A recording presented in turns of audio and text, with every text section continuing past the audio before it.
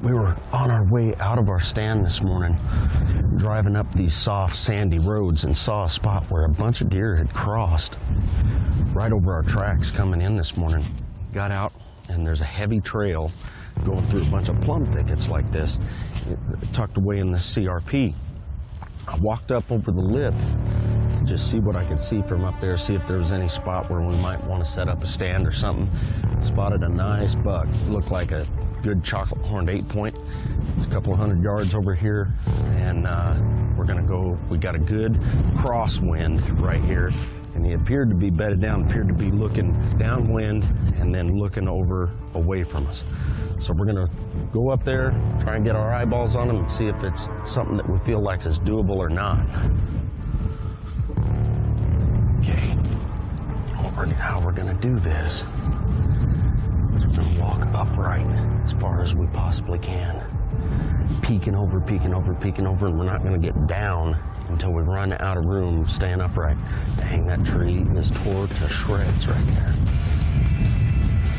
A good stiff wind is what you need, but it's a double-edged sword. It makes it hard to shoot. It makes it a whole lot easier getting up on them, though, because you got noise and everything else. But I'm gonna definitely be shooting in a crosswind, so I'm gonna try to close the gap as much as I can. Kansas whitetail hunting, Colorado style.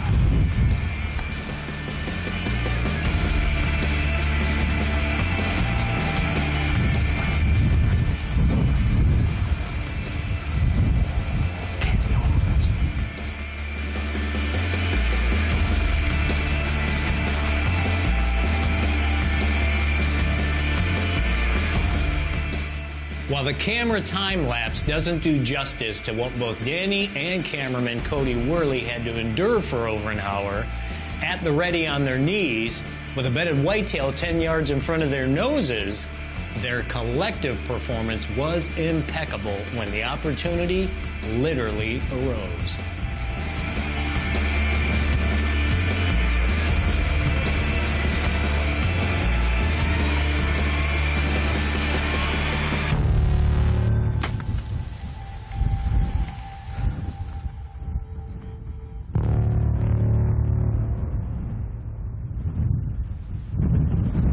Down, baby.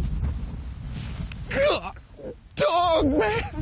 You have to be ready to capitalize on opportunities when they present themselves.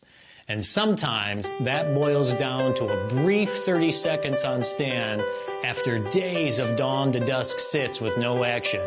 And sometimes it's waiting out an animal patiently for him to make a mistake.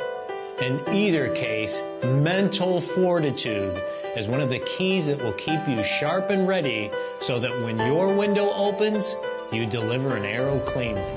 I see his rack right there.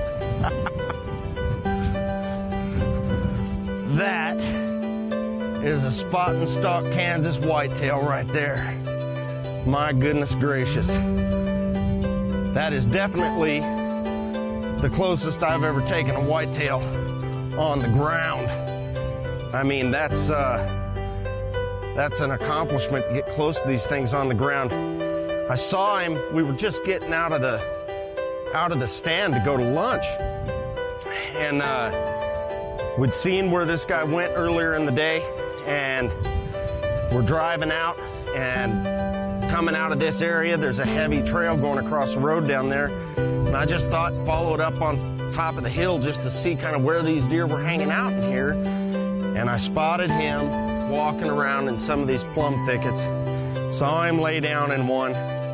We snuck in here and crept up to 10 yards on this buck and hammered him. He only made it about 80 yards and fell over. He was bedded up with a doe. A lot of times when you're stalking whitetails, that's the hardest part, is getting in there without bumping the doe. You can always see the buck because he's got that rack sticking up there, but the doe's real hidden. We had no idea where she was and just got lucky that we didn't run into her. But I am proud of this. That's an awesome accomplishment.